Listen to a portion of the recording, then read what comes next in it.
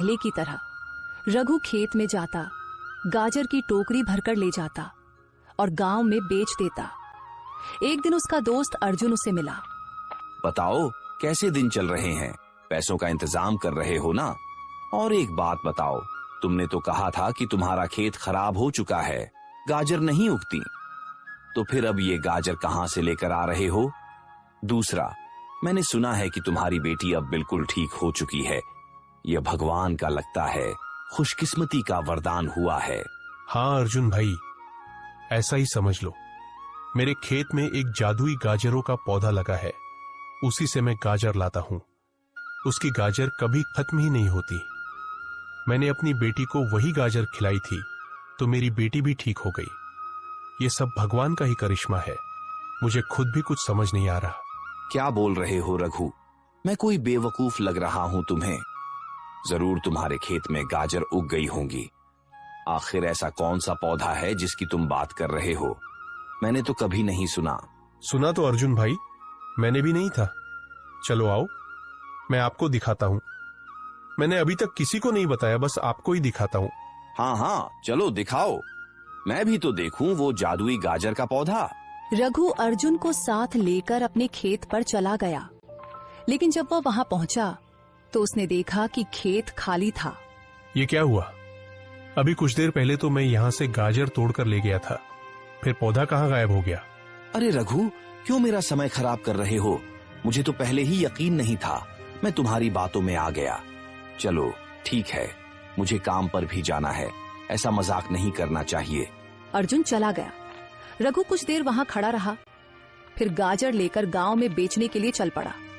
रात को वापसी पर रघु फिर से खेत पर आया पौधा देखने के लिए, लेकिन पौधा गायब हो चुका था। रघु बहुत मायूस हुआ। उसे लगा कि भगवान मुझसे नाराज हो गए हैं। वह अपने घर चला गया, अपनी बेटी को कुछ भी नहीं बताया और ऐसे ही सो गया। रात को रघु को सपना में वही साधु आए, जिन्होंने रघु से कहा, बेटा, वह पौधा तुम्हारे लिए है, किसी और के लिए नहीं। और वह पौधा सिर्फ तुम्हें ही दिखाई देगा, किसी और को नहीं। यह बात रहस्य रखनी है, किसी को नहीं बतानी है। तुम रात को अपने खेत पर जाना और वहां से गाजर तोड़कर लाना। तुम्हारे अलावा कोई उस पौधे को न देख सकेगा, न गाजर तोड़ सकेगा। दूसरा, वो गाजर जो तुम तोड़ते हो आम गाजर नहीं है, उनमें जादुई शक्ति है। कोई भी बीमार व्यक्ति अगर उन्हें खा ले तो तुरंत स्वस्थ हो जाता है। रघु की अचानक आंख खुल गई। वह सारी बात समझ चुका था। वह तुरंत टोकरी लेकर खेत में गया।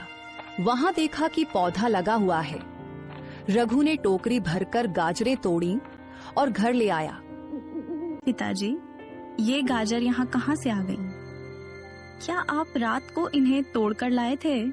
हाँ बेटी, अब से मैं रात को गाजरें तोड़कर लाया करूंगा और दिन में उन्हें बेच आया करूंगा। ऐसे ही 3 महीने पूरे होने वाले थे। सिर्फ 7 दिन बाकी रह गए थे। रघु ने कुछ पैसे जमा तो कर लिए थे, लेकिन अभी इतने नहीं हुए थे कि जमींदार को दिए जा सके।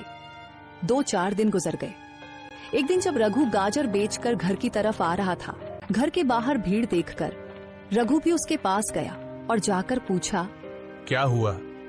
सब ठीक तो है? इतनी भीड़ क्यों जमा है?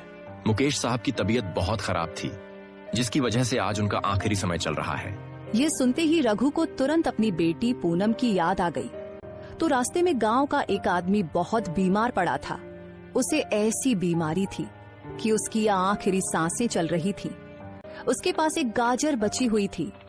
उसने तुरंत जाकर वह गाजर मुकेश को खिला दी। रघु, ये तुम क्या कर रहे हो? पहले ही मेरे भाई की तबीयत बहुत खराब है, उनका आखिरी समय चल रहा है और तुम उन्हें ये गाजर खिला रहे हो? अरे कार्तिक भाई, ये कोई आम गाजर नहीं है। आप बस 10 मिनट इंतजार करें, आपको खुद ही समझ आ जाएगा।